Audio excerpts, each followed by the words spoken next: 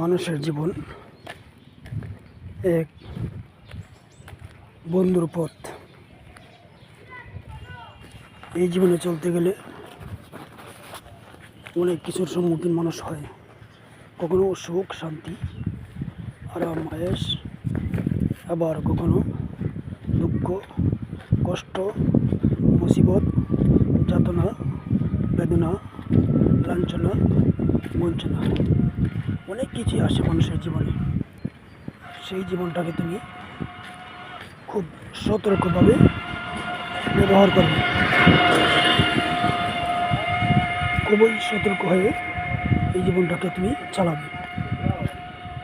এক্ষেত্রে মানুষের একটা বিশেষ বৈশিষ্ট্য এবং তার একটা বিশেষ অস্ত্র হলো ধৈর্য।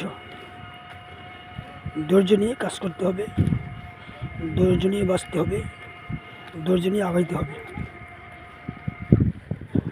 অনেক কিছুর সম্মুখীন হতে হবে ধৈর্যের মাধ্যমে, ধৈর্যকে সাথে নিয়ে।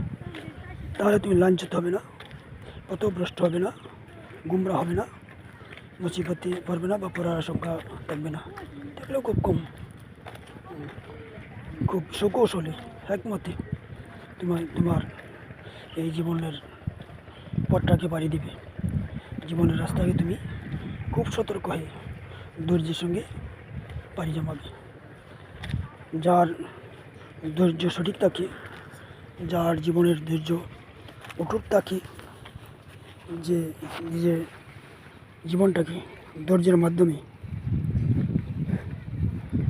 চালাইতে পারবে, আগাতে পারবে, সেই সফলতার মুখ দেখতে পাবে, সেই নিরাপদ আশ্রয় কেন্দ্রে চলে যেতে পারবে।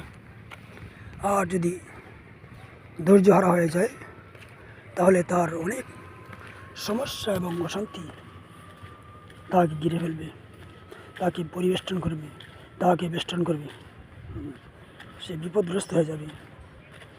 কাজেই তুমি ধৈর্য সহকারে কাজ করো, আল্লাহর ভরসা করো, আল্লাহর তাওয়াক্কুল করো।